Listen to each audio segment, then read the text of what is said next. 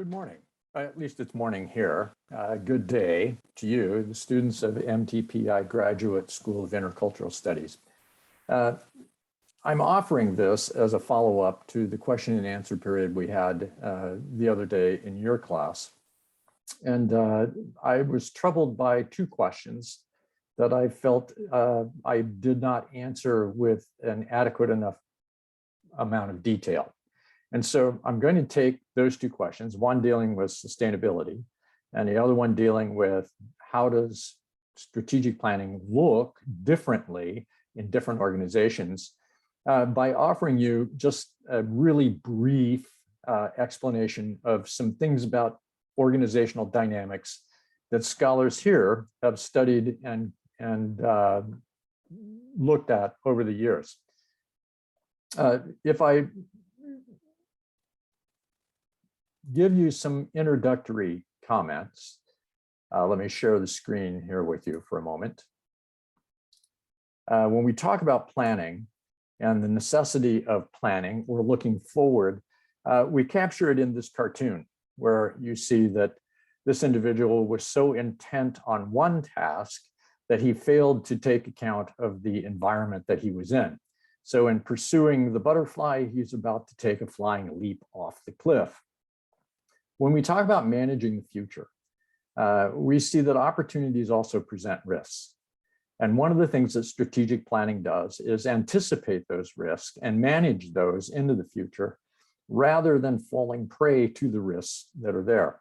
And so I said when we were together that there's aspects of strategic planning that are very much future-oriented and almost prophetic. I pull from the work of two scholars in my comments today. One is Isaac Addenda and his concept of corporate life cycles, which I'm going to rely on heavily in this presentation. And then the second one is Jim Collins in his book, Good to Great. And I strongly urge you, if at all possible, to acquire these two books and to use them in training your leaders within your organizations. While they are books that deal with the concept of business and corporations, they are strongly applicable to the management of nonprofit ministry endeavors, such as the ones that you described when we met together that night. Let me begin with Addenda's structural time.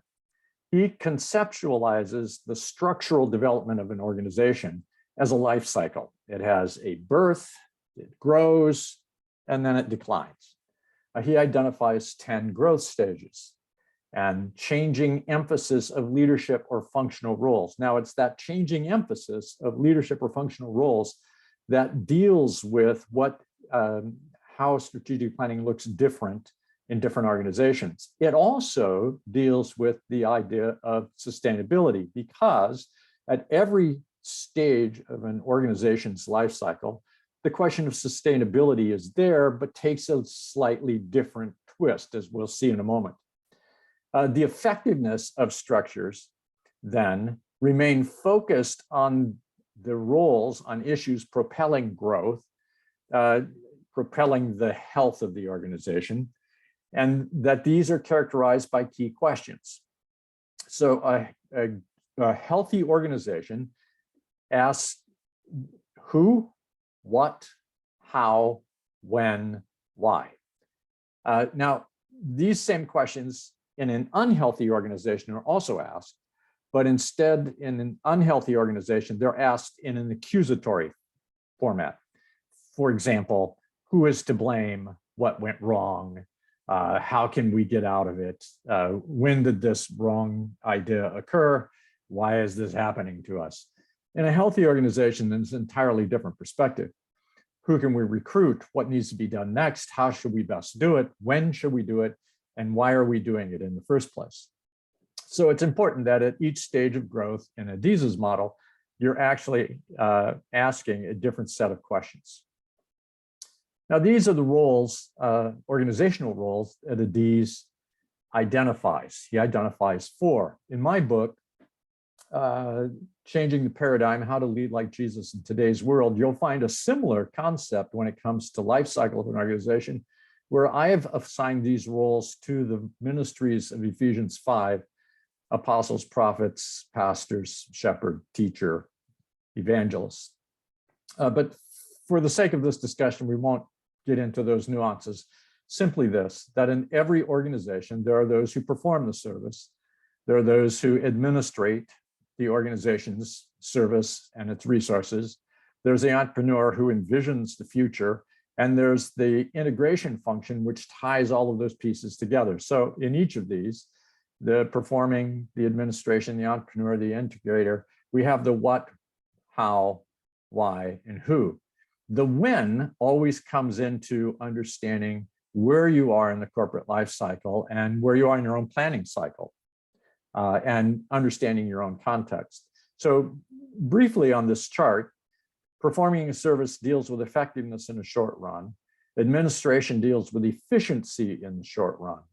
The entrepreneur is proactive, effectiveness then in the long run, and integration is the organic function of the organization, which looks at efficiency in the long run. So please note that when you're in a planning process, you're dealing with immediate issues, those are short run issues, and you're dealing with long-term issues. And so it's important to differentiate those two and understand that you're living in both simultaneously all the time.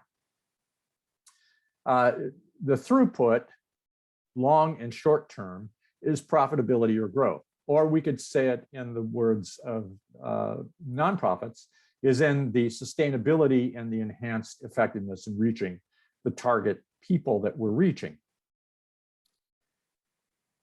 This chart, this graph, bell curve, illustrates then a corporate life cycle or an organizational life cycle.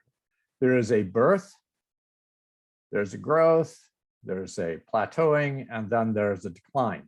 What Addenda is so insightful in his work is, again, here are the healthy questions: why, what and why, how, who, etc. And then we get over into the unhealthy, the toxic, or the pathological questions: how, who, what, why.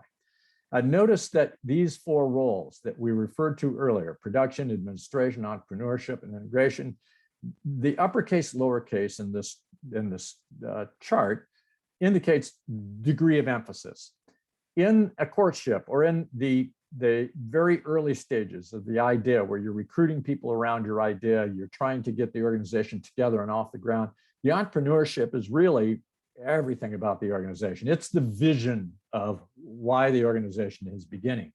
And it sets in play then the reason for the organization that begins to follow that organization all the way through its life cycle. As the organization is born and moves into infancy, the primary emphasis is getting things done, the production, right? So if, say you're a church plant, you design a church to reach an unreached people group, and there's the idea, well, by the time you're actually launching that church, the whole emphasis is on reaching those people, building those relationships, seeing people come to Christ, so on and so forth. That as you grow out of that, so you started with a healthy why, you've moved to a healthy what, now you get to what Addenda calls the go-go stage, where you begin to gain momentum. That momentum gained then has a dual emphasis of both production and entrepreneurship. You're still asking what and why in a very healthy way.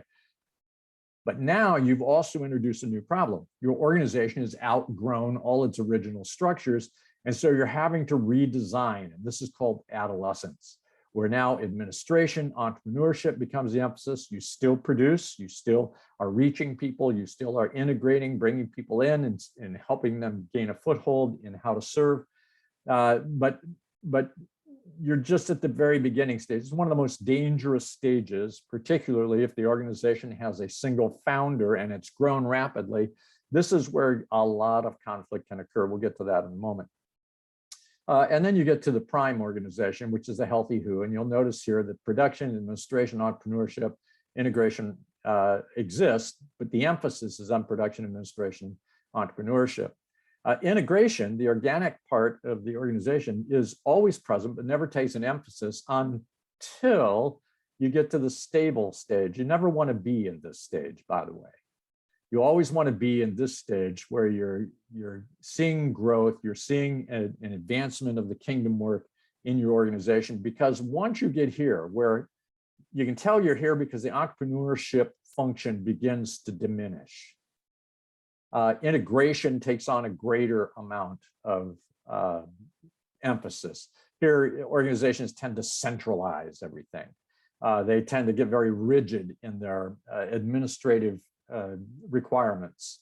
And production, of course, is always a function because you've got to have resources coming into the organization.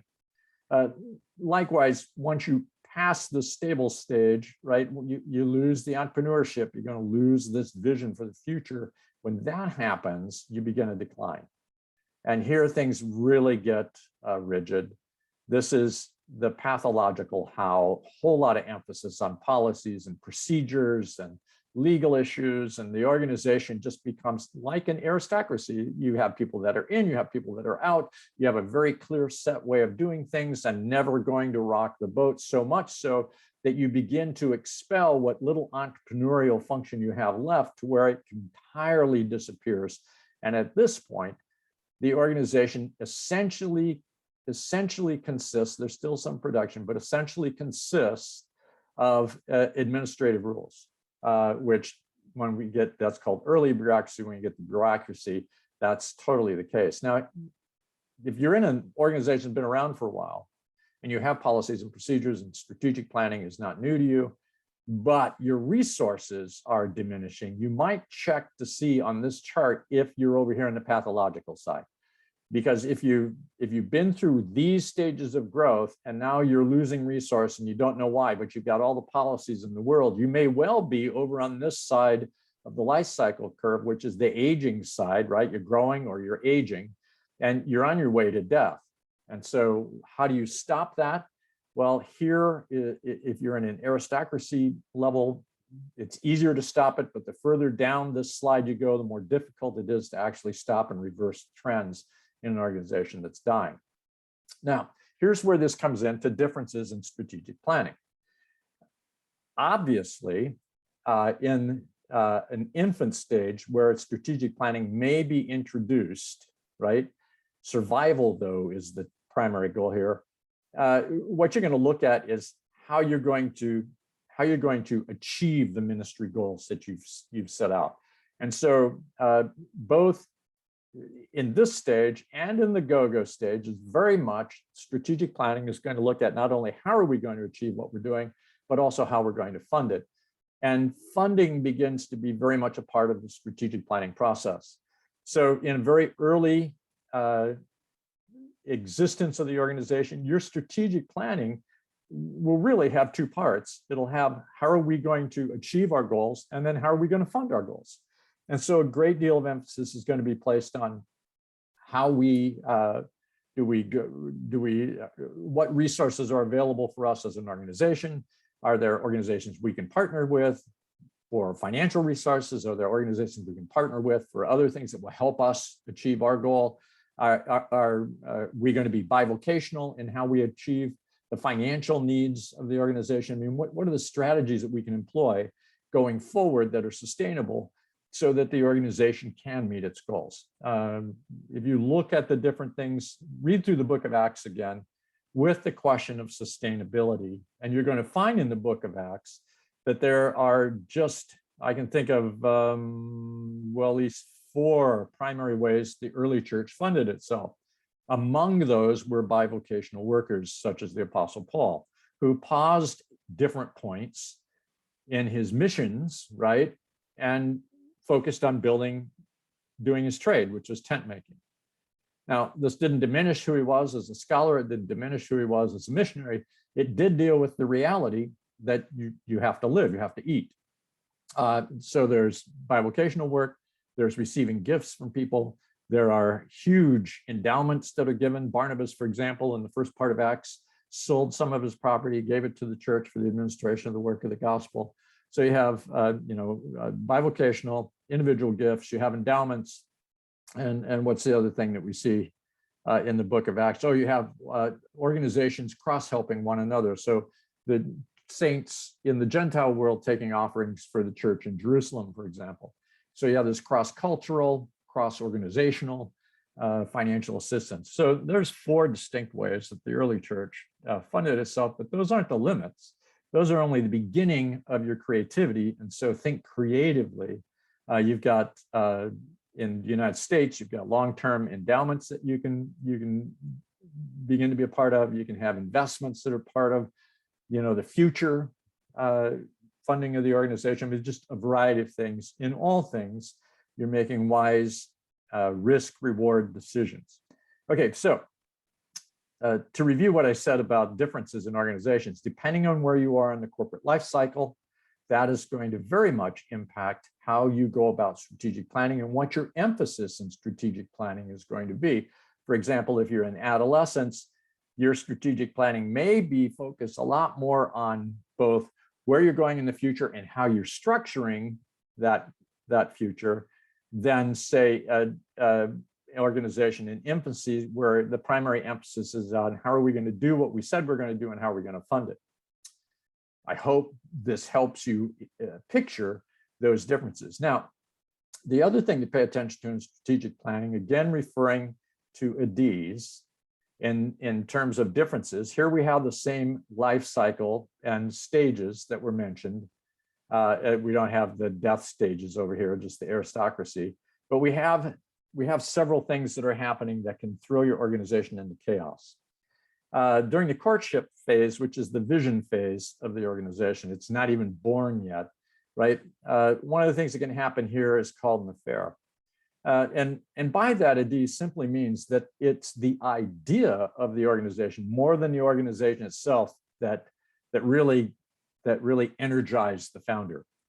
And at this point, once risk is observed, once planning is engaged, once you see what it's going to actually cost to get into the organization, you may determine that what you have is not a courtship, it's not a potential marriage of a vision to reality, but it was an affair that somebody had that they just wanted to escape the reality that they're in. That's probably a good time for the organization to die, because it's just in the idea stage right now. And if you're considering starting an organization, this is where counsel comes in to ask you the kinds of questions to help you discern whether or not you have a true marriage of a vision to action, or whether you're in an escapist mode, just trying to get out of your current reality because you think the future, a different future, is better. We have a metaphor or an allegory that we use here in the United States, that the grass is always greener on the other side of the fence. Well, it appears that way sometimes, right? That somebody else's situation is better than my situation. But what that doesn't take into account is what are the risks and the challenges of that other situation, nor does it take into account what have I done to make my grass greener. So that's the idea behind courtship. Infancy, once an organization starts, the number one reason organizations fail is that they didn't consider how they're going to sustain themselves financially. And so it's way back in the planning of the organization that you want to think about how we're going to do this, and do we have sufficient base from which to fund the organization's work. And so you see Paul and Barnabas having been called to the Gentile world, or working with the church in Antioch. And it's in that prophetic preparation and in that time they spent with those saints that they actually gained the financial base that they needed to launch out into the Gentile world even further. And so those kind of conversations are necessary, and you need to think about that. If you're in a situation where you're being stretched financially and you're really not sustainable at this point, then you want to take a kind of a step back and say, well, what did we miss in the structure of our organization? We didn't think enough about sustainability. Important here, let me pause. It's important here not to fall into the trap of Greek dualism. Here in the West, we're plagued with dualistic thinking, thanks to Augustine and then Constantine's influence on the Western Church, Emperor Constantine, where Augustine really kind of systematized Greek dualistic thinking in his theology, and it's plagued the theology of the West ever since, that there is somehow this separation between the spiritual and the physical. This is not a biblical view. The biblical view is spiritual, physical. We are embodied spiritual beings, and so we care for the nurture of our body, the physical things. We care for the nurture of our spirit. They're indistinguishable. But in the West, we've separated them, and so we're plagued with all kinds of downfall to that separation, that dualism, that dualistic thinking. We think it's unspiritual to think about eating. We think it's unspiritual to think about fundraising. We think it's unspiritual to think about organizational structure. We think it's unspiritual to care for ourselves. We think it's unspiritual. And there's this drive to task-driven asceticism that really doesn't look like Jesus at all. But we export that and we celebrate it, and because we're not even aware of our own thinking and how our culture is impacted by the dualistic thinking of the Greeks that we've inherited. So I just want to caution you not to adopt everything, obviously, from the West, and particularly dualism, and to consider your own worldview and your own cultural perspectives on the holistic. Do you have a holistic view of who you are, and does it match what the scripture talks about in terms of who we are as bearers of the image of God, which is what it's all about, right? That's who we are created to be. So anyway, enough of that. Infant mortality, not enough thinking about sustainability. When you hit the go-go stage and the organization really starts to go, particularly if it's led by a founder, the danger here is called the founder trap. At this stage, more people need to be in the organization to help it structure. There has to be a wider view within the organization. There has to be a larger perspective. Typically at this stage, an administrative person is hired to bring structure, to bring order to the organization, because the entrepreneur, the founder, is just all over the map. So there has to be some focus. This stage of an organization will typically see a much more formalized strategic planning come into play. But here's the danger. For the founder, that begins to be irritating because it's also restrictive, right? I just can't do impulsively what I've always done. I have to do it now with a plan. I'm taking a lot more people along with me. I have a lot more resources that are dependent upon my making good decisions. And so as a founder, having hired this administrative person to help me, I may become irritated enough that I fire that person. And you find organizations at this stage have a potentially very high turnover in hiring administrative people, firing administrative people, hiring administrative people, firing administrative people. And really, the reason this curves over is that if this founder's trap happens, you're actually moving the organization away from a trajectory of health and growth, and you're moving the organization into an aging and then death cycle. And so this is really important. Adolescence, the same kind of thing happens, that the divorce now is from those people that are bringing the structure, bringing the health to the organization. Here, it's the arrogance of the founder. Here, it's the firing of administrative people because you don't like the structure, and the same thing happens, right? So things to think about: where is your organization in its life cycle, and how is that going to impact the issues you look at in strategic planning? When we talk about a strategic focus, and I don't know how much I talked, I forget now. I've done too many seminars, what I talked about in strategic planning with you. One of the things that Collins talks about is here's what we're looking at, right? A strategic focus. Developing sustained performance requires a clear rationale. What are we deeply passionate about? What drives our economic engine? There's that sustainability piece again. And what can we be best at in the world? And so whatever your organization is doing, right? What are you deeply passionate about? What driving vision? What drives your economic engine? Is it communication with donors? Is it people working and then contributing? Are they bivocational? What is it that really drives that economic engine? Are you doing the things that will keep all of these things moving? Now, the pathologies, that is, those things that upend an organization, are an imbalance in the focus of these three things that undermines the organization's effectiveness. And so you see, I've created a Gantt chart that ideally here in the center, you've got this balance between all three of these ideas. What happens though if you forget about, you try to do too many things, right? You try to be good at too many things as an organization. And you don't have what drives your economic engine, well, then you're living in denial, right? You've got passion, you've got what you're best at, but you're in denial about how you support it. Well, what happens if you're not thinking about the focus and what you're best at, and you have passion and economic engine, well, then you're just going to get into burnout because you're all about, acquiring resources for sustainability. What if you forget about your passion and you just focus on the economic engine and what you're best at in the world? Well, you become abusive.